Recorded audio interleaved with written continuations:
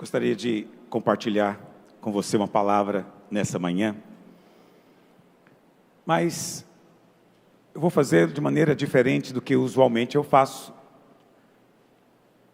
Conversando com uma pessoa, há um tempo atrás, ela me disse: você sabe, eu não gosto de ir em culto evangélico. Eu falei: por que você não gosta? Ele disse: porque lá vocês fazem de tudo para tocar minhas emoções. Vocês contam histórias tocantes, pessoas dão testemunhos tocantes, e na hora que vai pregar, o pastor chora. Eu falei: rapaz, você está certíssimo, nós fazemos desse jeitinho. Ele falou: por isso que eu não gosto. Mandei uma mensagem para ele vir aqui hoje. Falei: hoje eu não vou falar nada tocante, não quero tocar nas suas emoções, hoje eu quero tocar na sua mente. Hoje eu quero falar para a sua lógica. Nem vou usar minha voz como meio de persuasão. Não. Hoje eu quero conversar com você. Quantos querem conversar comigo? E eu queria falar justamente a respeito de fé para você. Por quê? Porque fé, a fé bíblica, é muito diferente da fé que a maior parte das pessoas lá fora imaginam. Para a maior parte das pessoas, fé significa abrir mão da inteligência. Por isso que crente é tido como um sujeito ignorante, inculto, que não usa a cabeça. Porque imaginam que por sermos um povo da fé, e somos mesmo, por causa disso não podemos usar a cabeça, porque presumem que fé e inteligência, fé e razão são contraditórias ou pares antagônicos. Isso é um equívoco, não é verdade. Mas eu reconheço que tem muita gente que diz crer e passa essa imagem, não é verdade? Eu fico vendo uma pessoa que diz que crê em horóscopo, e ela piamente acredita que a posição de Júpiter alinhado com Saturno vai atrapalhar o cabelo dela. E ela não pode cortar o cabelo. Por quê? Porque Plutão está desalinhado. E Plutão nem planeta é mais. Rebaixaram o cidadão. Aí fica pensando que fé é isso. É acreditar em algo que a lógica diz. Não há nenhuma relação direta entre esse cidadão e um planeta do sistema solar. A lógica diz que não há, mas ele diz: mas eu creio. Fazer o quê? Uma coisa que eu gosto sempre de mencionar são essas simpatias, não é verdade? Eu me lembro quando eu era criança, não devia contar isso aqui, mas vou contar. Tinha uma tia que queria casar.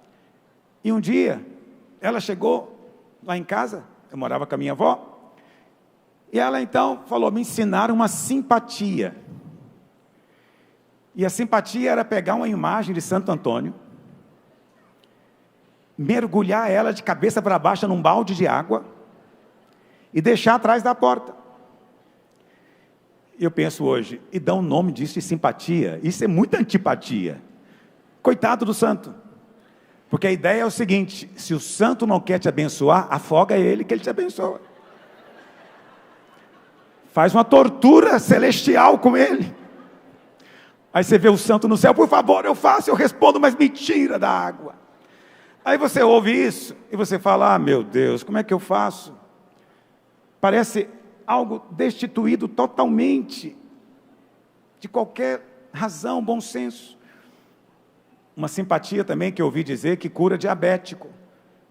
É pegar um mamão macho, e você nem sabia que mamão tinha sexo, hein? Pois tem. Pegar um mamão macho, corta ele, limpa por dentro, urina dentro, tampa de novo e enterra. Seu pâncreas vai ficar novinho. Aí você vê, aí você fala: não dá, eu não posso ser uma pessoa que é crente em alguma coisa, porque eu não consigo abrir mão da minha inteligência para acreditar em coisas como essas. Mas veja, essas coisas não são realmente a fé bíblica. É o que nós chamamos de superstição, crendices. A verdadeira fé bíblica é uma fé inteligente, é uma fé razoável, E quando eu digo razoável, é que ela também está embasada na razão. Ela não é uma fé absurda. E eu sei que você vai ver sempre um artista, alguém, dando a ideia de que fé é um salto no escuro. Você não sabe o que está lá embaixo. Você não sabe o que vai acontecer. E você então pula no escuro. Olha, se fé foi isso, eu estou perdido, porque eu nunca exercitei esse tipo de fé. A minha fé nunca foi um salto no escuro. A minha fé sempre foi fé na palavra de um Deus vivo, que fala. Quantos estão comigo nisso?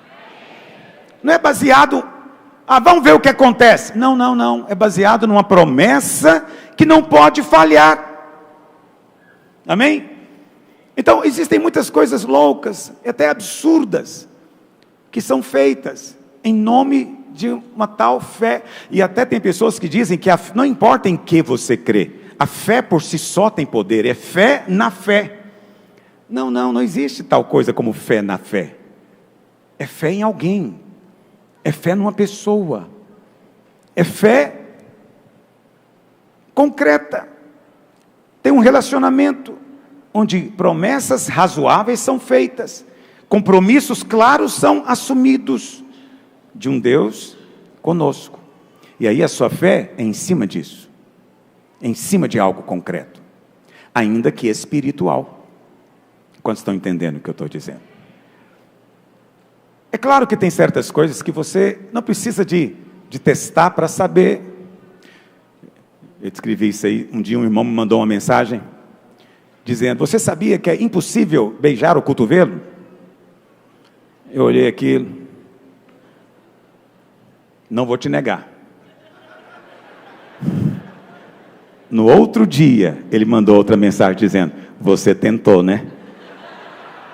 Eu falei, ou esse cara é muito entendido da natureza humana, ou tem uma câmera escondida. Não, ele está habituado com isso. Nós tendemos a testar as coisas, isso não é ruim, isso é bom. Checa as coisas. Vou falar algo para você agora aqui com muito amor e carinho. Não quero ofender a sua crença. É que eu disse para você que eu não vou falar nada para tocar o seu coração. Eu quero te chamar ao bom senso. Tem uma coisa que realmente eu não consigo entender. É porque algumas pessoas pensam que Deus gosta de sofrimento. Senhor, se o Senhor me abençoar, eu prometo, eu vou de joelho lá em Aparecida do Norte. Eu vou de joelho em Trindade, 18 quilômetros. E aí a pessoa recebe a bênção. Aí ela vai de joelho, caminhar 18 quilômetros, vai esfolar, vai ficar na carne viva. Aí eu fico pensando que o Deus que ela acredita fica no céu pensando o quê? Que delícia. Esse joelho esfolado, que maravilha. É um Deus sádico. Não tem um sadismo envolvido nisso? Quer dizer, Deus quer isso de mim? Quer dizer, Ele me criou e agora Ele quer que eu vou andar com a cruz nas costas? Eu lembro de um filme, né, O Alto da Compadecida. Alguém já assistiu esse filme? Ok. Deixa eu ser pecador sozinho, olha para cá. Quer dizer, você vê o cara carregando aquilo ali, entende? Por quê? Porque é o que Deus quer, Ele tem que pagar. E o pagamento é com sangue, com dor, com sofrimento. Não vou te abençoar de qualquer jeito, não. Você tem que me oferecer uma ferida arrancada. Você tem que me oferecer alguma coisa que chegue até o céu. E nós imaginamos que Deus então quer a sua dor. Deus não quer a sua dor. Deus não quer o seu sofrimento. Deus só quer a sua fé. E eu fico pensando, eu vi isso uma vez de um autor que já é falecido. Ele disse, por que quando alguém faz uma promessa, por que ele não faz uma promessa do tipo assim, Senhor, se tu me abençoares, todo sábado eu vou trazer uma flor para minha esposa. Ele não faz, Deus não gosta disso. Isso não toca o céu. Nem toca a esposa, não, a esposa toca. Por que você não faz a promessa de fazer algo bom todos os dias? Não, porque nós achamos que isso não vai, na barganha com Deus vale pouco. Eu tenho que fazer algo doído. Entende o que eu estou dizendo? Mas eu nem estou dizendo que você tem que fazer algo para comprar a bênção. Eu não creio que você tem que comprar, porque a bênção é de graça. Ela é de graça. Mas se fosse para comprar, filho, acredite em mim, a moeda que valeria não seria, sabe, o seu joelho esfolado, as suas costas arrebentadas, a sua angústia. Tem um primo meu, por acaso, aqui da nossa igreja, me lembro dele quando criança, ele ficou sem cortar o cabelo, não sei até quantos anos. A memória que eu tinha dele era com um cabelão.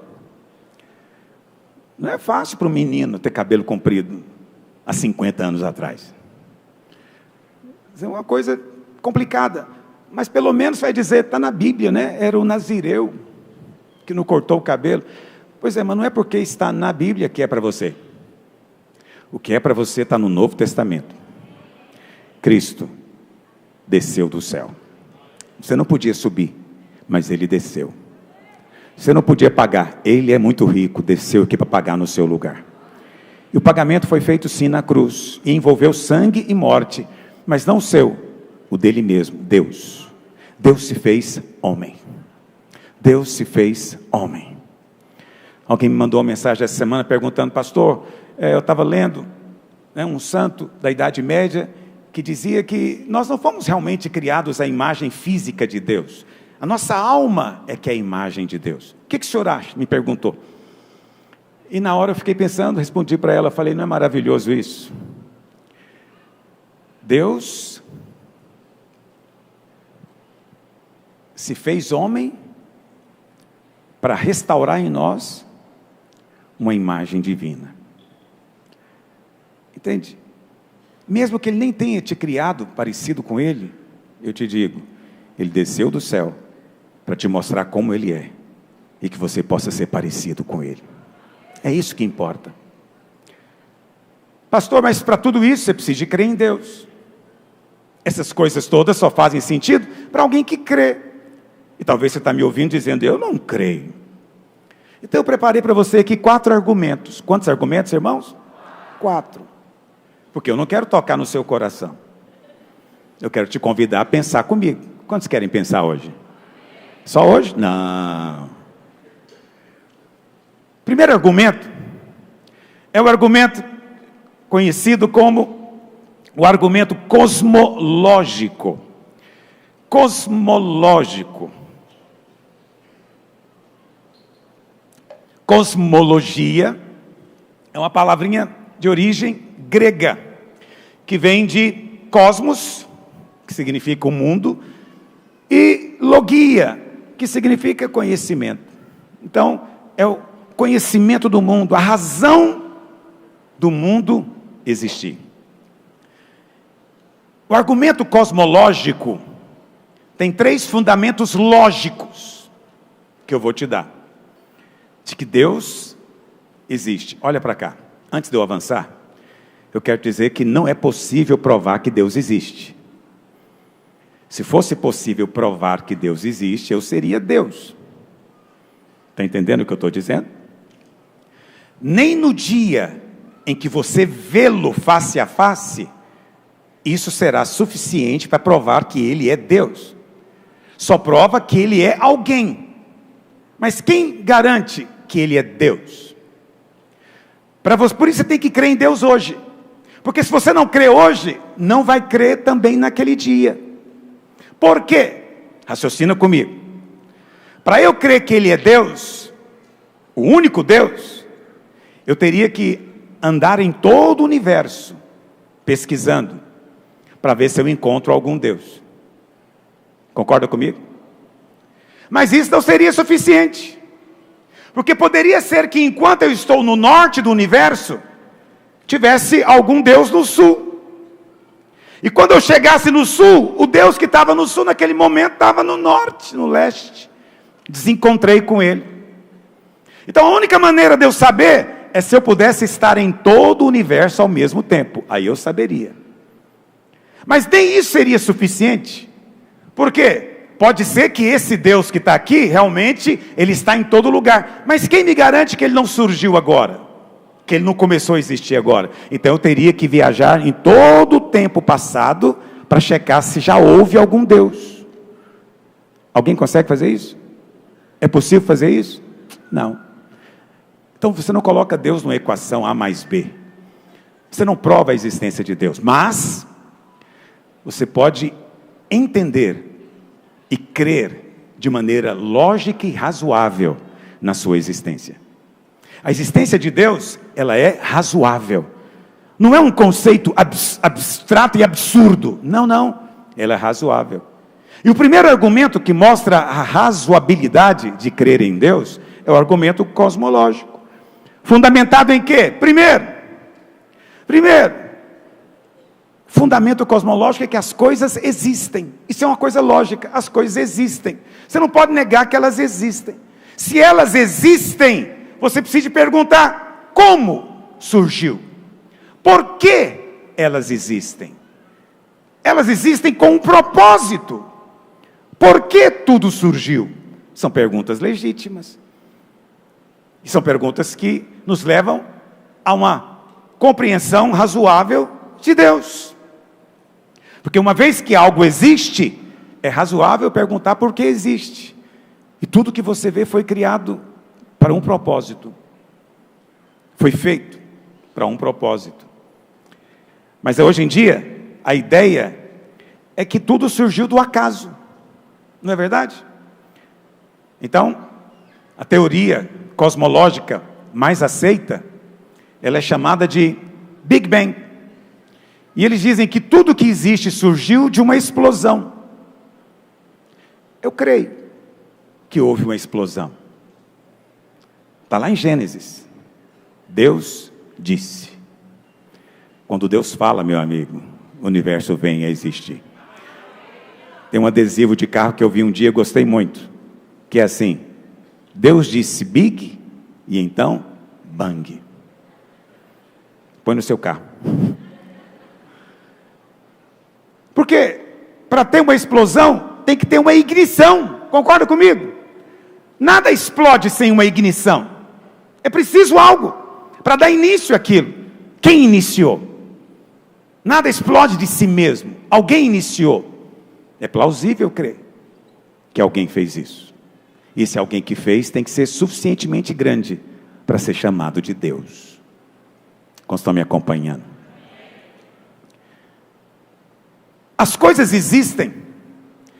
Segundo o fundamento do argumento cosmológico é que as coisas existem e elas existem em dependência uma das outras. Não existe nada vivo que existe por si mesmo. Entende o que eu estou dizendo? Tudo depende de algo. Todos os seres dependem da água, por exemplo. Mas mesmo entre os animais existe toda uma cadeia ecológica de um animal que precisa do outro, que precisa do outro. Aí você fala, as plantas precisam só da terra. Ah não, meu amigo, tem planta que precisa de animal também. Tem muitos animais polinizadores. As abelhas são apenas o mais importante. Mas tem animais que levam a semente de um lugar para o outro. Essas plantas não existiriam sem aquele bicho. Aí quem surgiu primeiro, o bicho ou a planta? Pela lógica, eles têm que surgir juntos. Por quê? Porque são interdependentes. Um depende do outro. Não existe nada que não dependa de outra coisa. Quando estão entendendo o que eu estou dizendo? O terceiro argumento é óbvio. Se você entende que todas as coisas fazem parte de um sistema, esse sistema é fechado. E tem que ser, inclusive, cuidado. Porque qualquer coisa pode desmoronar. Então é um sistema fechado. Se ele é um sistema fechado, ele não pode surgir de si mesmo. Alguém de fora desse sistema o criou. Isso é argumento lógico. Um sistema fechado não existe por si só. Jamais acontece. Ele só existe se alguém de fora do sistema deu início a ele. Entendeu o que eu estou dizendo? Deu início a ele. E esse alguém só pode ser Deus. Porque só Deus existe por si mesmo. Deus não depende da coisa criada. Deus não depende de nada. Ele existe, simplesmente isso. Ele existe. Ah, pastor, esse argumento é muito sofisticado. Eu não estou convencido. Então vou te dar um outro argumento. Nós chamamos de argumento teleológico. Então, o primeiro argumento que eu falei para você, o cosmológico, ele olha para todas as perguntas, todas as coisas e pergunta: quem pôs tudo aqui? Quem colocou tudo isso no universo?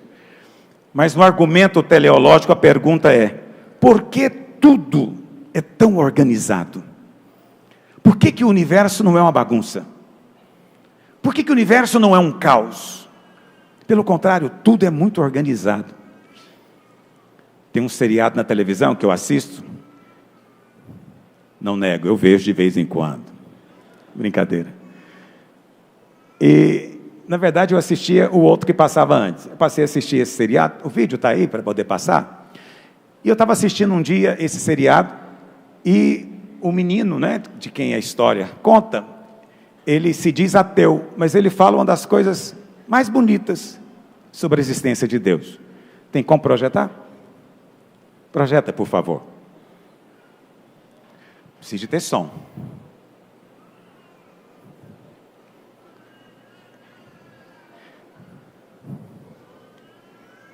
Você sabia que se a gravidade fosse um pouco mais forte, o universo entraria em colapso?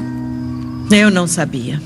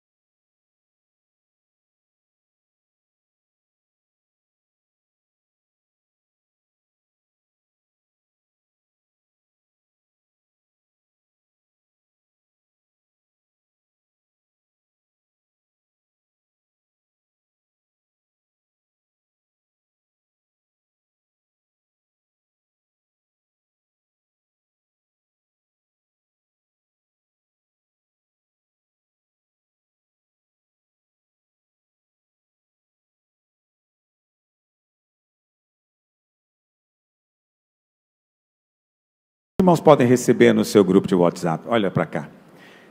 O que ele falou é muito simples.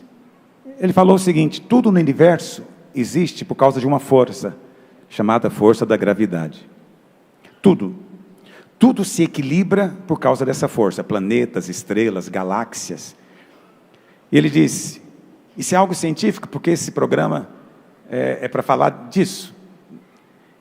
Se a força da gravidade fosse 1% menor ou maior do que ela é, o universo desintegraria. Então a força da gravidade é exatamente a força que deve ter. Aí ele mesmo pergunta: quem acreditaria que isso é por acaso? Quem acreditaria? Porque não é por acaso. O universo é preciso. Isso nós chamamos de argumento teleológico. Vamos imaginar uma situação, vou te dar um exemplo. Eu tenho aqui um relógio. Vamos supor que você nunca viu relógio, você nem sabe que existe relógio. O relógio é algo que existiu muitos anos atrás, não existe mais hoje. Você nunca ouviu falar dele. Um belo dia, você está andando na praia, e você vê algo brilhando. E você vai lá, escava e encontra o relógio. Você olha e fala: o que é isso? Você não sabe o que é. Mas aí você pega, abre o relógio, e você vê que dentro dele tem engrenagens, que são colocadas de maneira precisas, para uma se encaixar com a outra. Você não sabe direito para que ele serve. Mas você vê que ele tem ponteiros, você percebe que ele tem um movimento. Algo está acontecendo ali. Eu pergunto para você: você iria imaginar que esse relógio surgiu do acaso? Essa conclusão que você ia chegar? Ou você ia pensar: alguém fez isso, alguém criou isso? Estão entendendo o que eu estou dizendo? Você é infinitamente mais complexo do que um relógio. Não vou falar de você. Uma ameba. Uma ameba está a anos-luz de um relógio. Um relógio não chega nem perto. E esse aqui, que funciona a bateria, é dos piores. Porque a ameba, ela vive por si só, nem depende da gente. Ninguém nem sabe como reproduzir em laboratório uma criatura tão elementar, tão complexa que ela é. Mas tem gente que acha que a ameba surgiu do nada. Foi um choque de gases. Dos primórdios de tudo tinha uma sopa sulfurosa, cheio de gases, e temperatura, e raios caíram em cima, parece o filme do Frankenstein. E de repente surgiu uma ameba, olha aí que coisa. Do nada surgiu algo, do inanimado surgiu vida. Eu não quero dizer para você o que você deve acreditar, mas pense bem, é totalmente ilógico acreditar que isso surgiu do nada. Mas pense em você mesmo, o ser humano é complexo demais.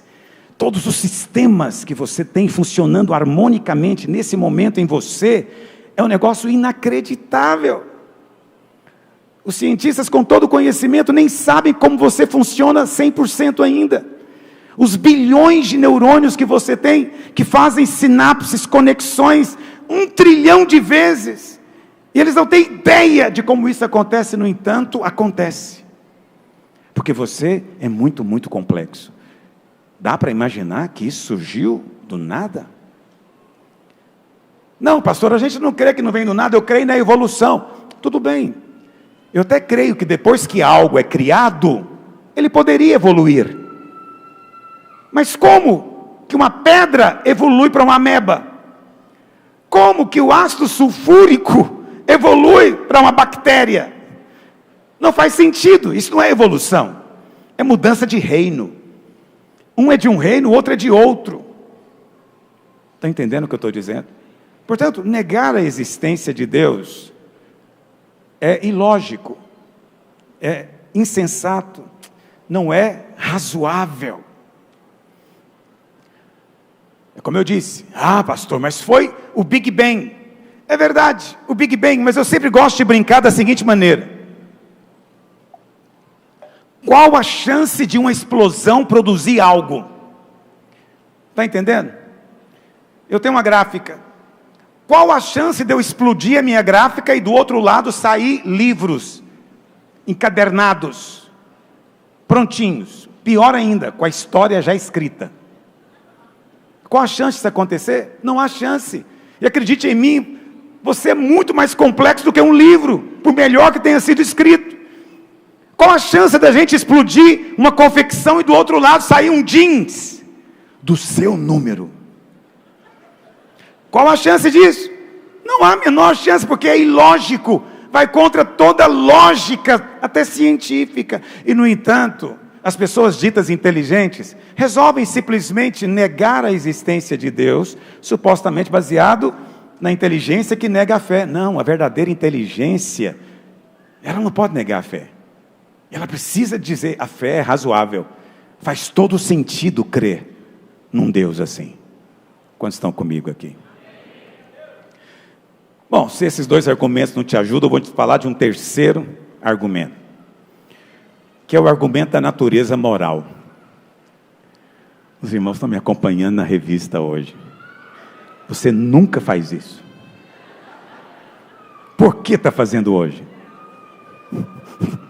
O pastor está falando difícil hoje o negócio está complicado demais. Deixa eu ver aqui. Eu amo vocês. Olha para cá. O que é o argumento da natureza moral? É que você não é apenas um ser que existe. Você não é uma ameba. Você é um ser humano. E você tem dentro de você um anseio pela harmonia e não pelo caos. Você é atraído pela beleza, a beleza do design. Você é atraído pela sofisticação de uma criação. Você é atraído pelo bem e não pelo mal. Você tem uma consciência dentro de si que diz que certas coisas são ruins, são más e outras são boas. Isso não é aprendido, você nasce, é de fábrica. Quem colocou isso aí? Sim, porque se fosse uma explosão do Big Bang que resultou em um ser, Não existe nenhuma razão para esse ser um ser moral. Porque ser moral não tem vantagem evolutiva, só desvantagem. A vantagem evolutiva está em ser um bicho. Bicho não tem valor moral. Se convém, ele vai comer o filhote, porque convém naquele momento. Entendeu? É melhor do que morrer de fome, porque eu posso gerar outros. Um bicho, ele vai ser polígamo. Não é? Por quê? Porque a monogamia não é vantajosa. Quanto mais eu tiver sexo, mais chance da gente fazer crescer a nossa espécie. Então, ser uma criatura moral só tem desvantagem na evolução. E, no entanto, nós dizemos que tudo está aqui como resultado de um processo evolutivo. Ok, se você crê que tem evolução, você tem que admitir que quem startou esse processo tem um design extraordinário. Ele pensa e te levou a uma posição que já é o máximo. Você é o ápice da criação. Está entendendo o que eu estou dizendo? Não fisicamente. Fisicamente você é como qualquer mamífero, mas algo dentro de você está além do seu corpo. E você sabe disso. Quantos estão entendendo o que eu estou dizendo? É essa beleza que te leva a questionar. Então, essa é a lógica maravilhosa. Se tem um design, é porque tem um designer. Se tem beleza, é porque tem um artista. Se tem harmonia, é porque tem alguém que colocou em ordem. As coisas não são por si só.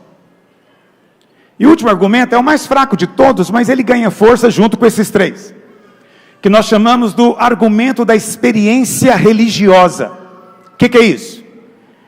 É que durante a história, milhões de pessoas disseram que conversaram com Deus, que tiveram experiência com Deus. Alguns tiveram êxtases, visões.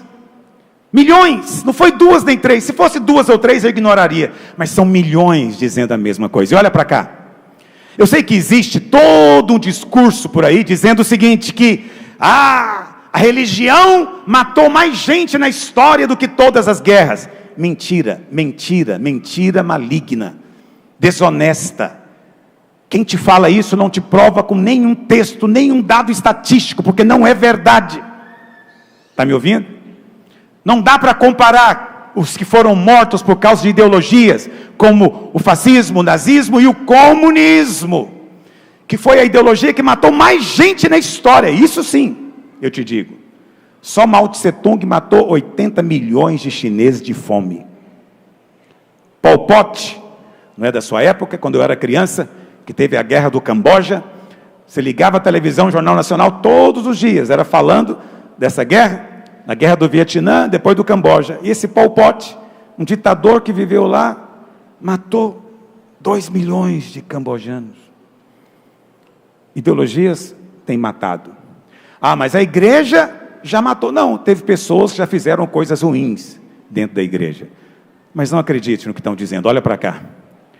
As melhores pessoas que pisaram nesse planeta, as melhores, eram religiosos, cristãos. Está me ouvindo? No mínimo. Eu não vou falar de budista, não vou falar de hinduísta, nem de muçulmano, porque eu não os conheço, mas eu conheço de cristão. E eu te digo, todos esses que a Igreja Católica venera como sendo santos, eles existiram, foram pessoas, e foram pessoas muito gente boa, está me ouvindo? Não estou sugerindo que você deve adorá-las, mas, por exemplo, Francisco de Assis, quantos já ouviram falar?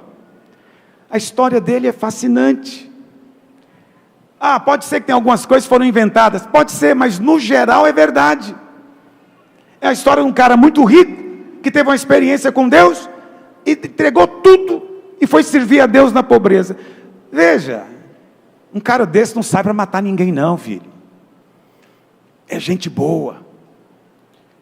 Todos esses santos que viveram nesses 2000 anos, eram os melhores, as melhores pessoas no seu tempo. Se isso aqui fosse um julgamento a respeito da existência de Deus, e eles fossem convidados aqui para depor, o depoimento deles seria aceito. Sabe por quê? Porque eles são muito gente boa. E eu estou sendo até cuidadoso para não exaltá-los demais, mas alguns merecem ser chamados de santos, sim, merecem. porque viveram uma vida muito acima da média dos seus dias. São homens dos quais o mundo nem era digno. Esses caras falaram que tiveram uma história com Deus, uma experiência com Deus. Você deveria avaliar. Porque é exatamente o oposto de homens que falam contra Deus. Karl Marx fala contra Deus. É contra Deus, família, religião, que é o ópio das massas. Vai ver como é que esse cara terminou a vida. O único presente no enterro dele era um cão. O Einstein é um gênio. Esse cara era um gênio. Meu Deus, se a humanidade seguisse o Einstein. Se a humanidade seguisse o Einstein, estava todo mundo no inferno. Sabe por quê? Pergunta para os filhos dele o que eles acham, o que achavam do pai. O pai não tinha valores morais. A mãe, que era uma matemática, dizem que na verdade foi ela que desenvolveu a parte matemática de todas as teorias dele, foi traída, abandonada. Foi, no final da vida, enlouqueceu. E o marido a deixou os filhos. Aí você fala, mas o que importa é que esse cara era muito inteligente. Meu querido, inteligência não significa valores. Só há valor onde tem fé. Onde não há fé, não há valor. Mas tem ciência. Ciência sem valor produz qualquer coisa que pode ser usado para qualquer coisa. O que conta é valor. Freud era um drogado, tadinho. Qualquer psicanalista sabe disso. O cara era viciado. Cocaína, heroína. É esse que você quer dizer para o seu filho que é um modelo? Se é para falar modelo para alguém, fala do Francisco de Assis. Entende? Fala desses. E não são poucos, são muitos. Mas esses caras não fizeram sucesso. De fato, se fosse hoje, eles não seriam realmente aqueles que andariam de Mercedes preta. E vestiriam roupas as mais caras. Não seriam. Provavelmente não. Mas olha para cá. Não é isso que define o homem. Esse negócio, onde você formou. Ninguém pergunta para ninguém isso. Pergunta. Prazer em te conhecer. Você é formado aonde? Eu sou de Harvard. Meu amigo, isso não conta nada na sua vida depois. O que conta é como é que você trata sua mulher e seus filhos. Como é que você faz negócio, se é com honestidade ou não. O que você faz com o dinheiro que você ganha ou não ganha. É isso que faz diferença depois. E a única coisa que pode afetar é a fé, que há um Deus. Quantos estão comigo? Não terminei ainda.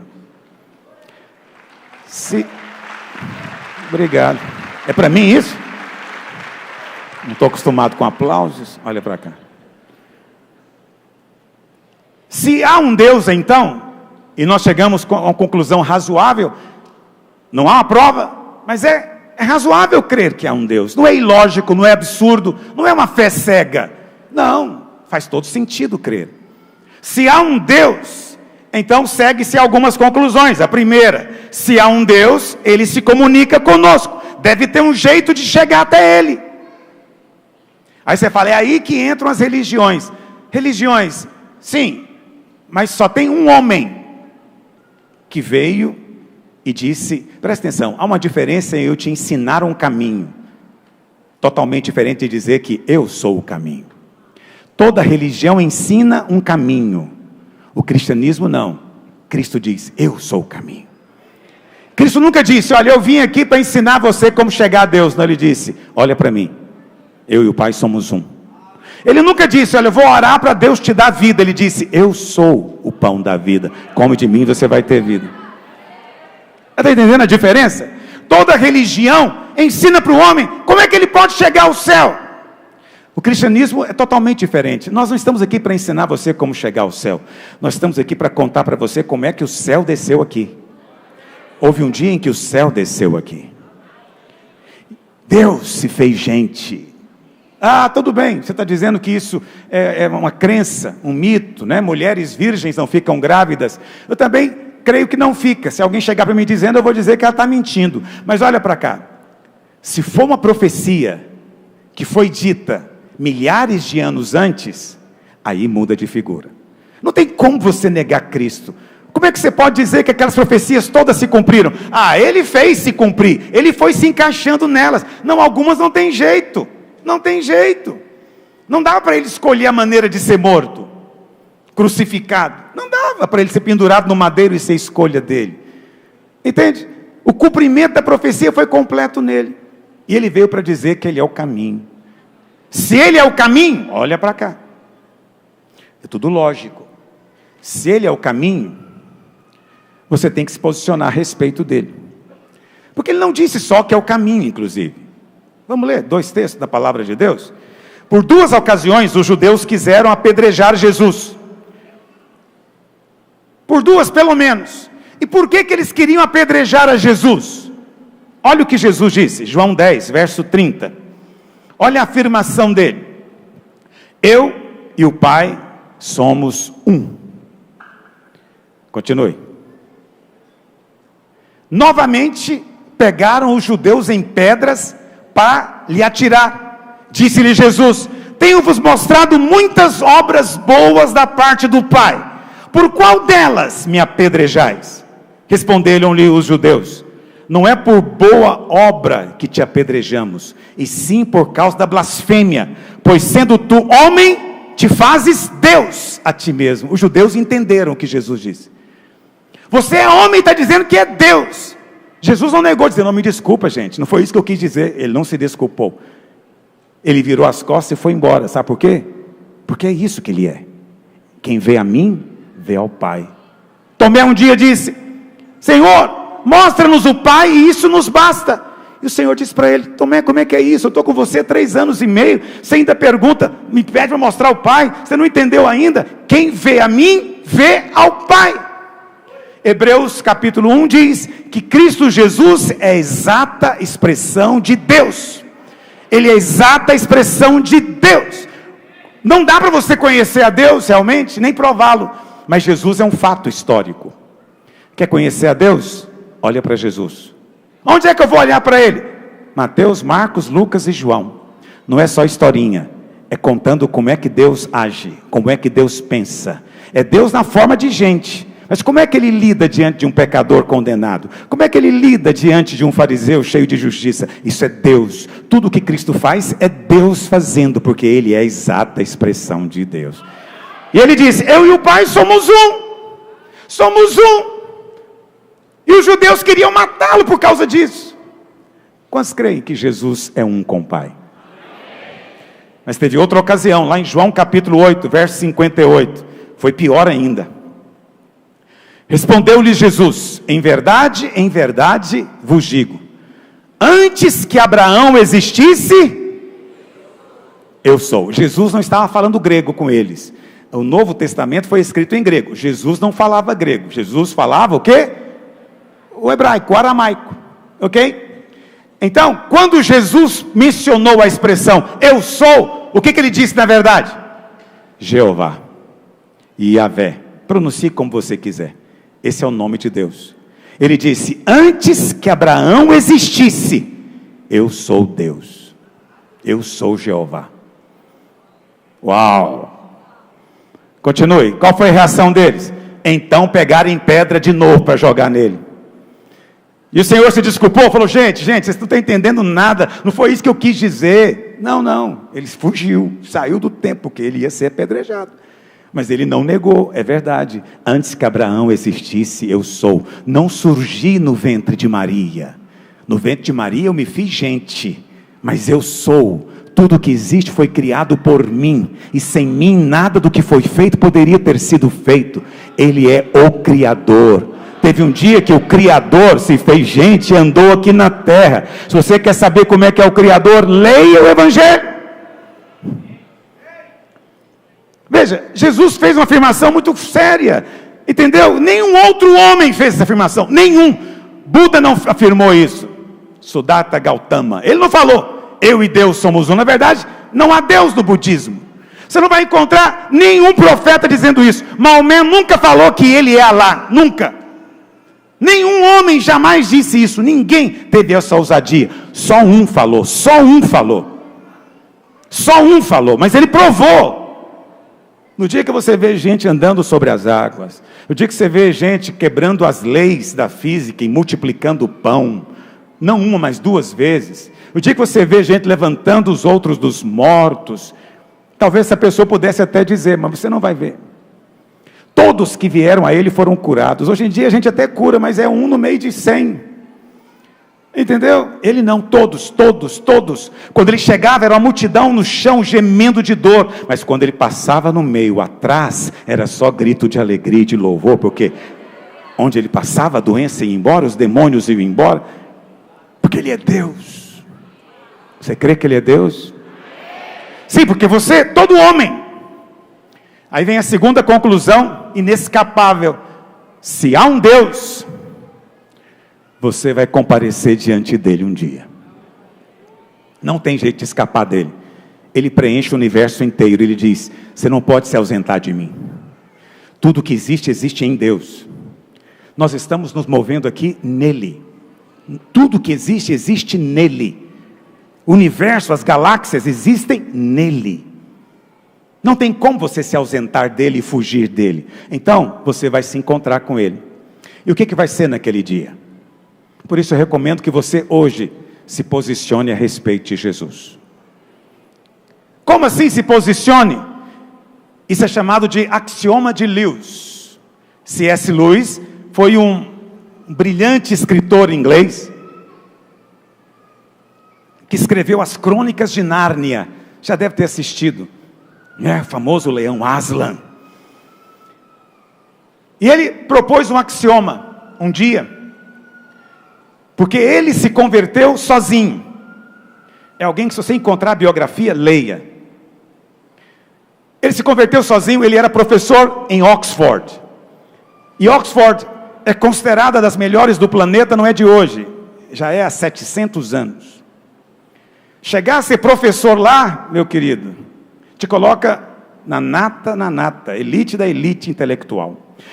Ele era ateu, ele se converteu sozinho, porque ele chegou diante dessa questão, ele não conseguiu achar saída para ela. Jesus disse, antes que Abraão existisse, eu sou. Ele disse, eu sou Deus. Essa é uma afirmação muito séria. E Lewis falou que só tem 3 possibilidades diante dessa afirmação. Primeiro, o cara que falou isso era louco. Loucos fazem isso.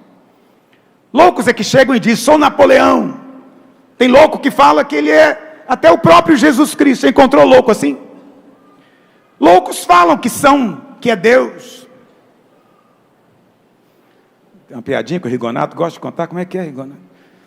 Diz que tinha um louco conversando com o outro e falou, eu sou Jesus. E Deus me enviou. E o outro falou para ele, não lembro disso. Isso é conversa de doido. Doido de jogar pedra, olha para cá. Então a primeira possibilidade, Jesus era doido. Ele falou que era Deus, tinha que ser apedrejado. Mas se você crê que ele era doido, não fica dizendo que ele é um grande homem também não. Porque tem muita gente que é assim, não, Jesus foi um grande homem. Espera aí, ele falou que é Deus, o que você fala a respeito disso? Aí tem uma segunda possibilidade. Jesus sabia que não era Deus, ele falou isso mentindo, para enganar as pessoas. Então ele não era louco, ele só era um embusteiro, um enganador. Chegou falando que era Deus, mas não era de fato, ele sabia, só queria enganar. Mas se você acredita que ele é um enganador, embusteiro, também não diga que ele é um grande homem. Não o elogie, esqueça dele. Mas há uma terceira possibilidade, ele falou a verdade. E só há essas 3 possibilidades. Se ele falou a verdade, então ele é Deus. Se ele é Deus, você vai ter que se posicionar em relação a ele hoje. Hoje é o dia de você se posicionar. Você vai crer ou não? Não estou te convidando para vir para a minha religião. Não, religião não é nada. Cristo é tudo. Porque ele disse, eu sou. Você não tem que vir para cá, participar de culto aqui, não. Mas você precisa de se posicionar em relação a ele. E dizer, eu reconheço, ele é Deus. Se você fizer isso hoje, a Bíblia fala que você será salvo. Você não vai ter que fazer barganha com Deus, trocar bênção por ferida no joelho, ou em qualquer outro lugar. Nenhuma penitência será necessária. É a coisa mais simples do universo, acessível a qualquer homem, de qualquer idade. É só abrir a boca e dizer: eu creio. Quantos querem hoje? Sem nenhum apelo emocional. Não quero que você faça porque está sentindo alguma coisa. Não. É só se eu conseguir persuadir você de alguma maneira e te mostrei que é razoável a fé. E você quer se posicionar. Alguém gostaria, de maneira razoável, hoje, posicionar-se a respeito dele? Ergue a sua mão onde você está. Já ficou em pé? Vem cá, filho. Quantos erguem a sua mão?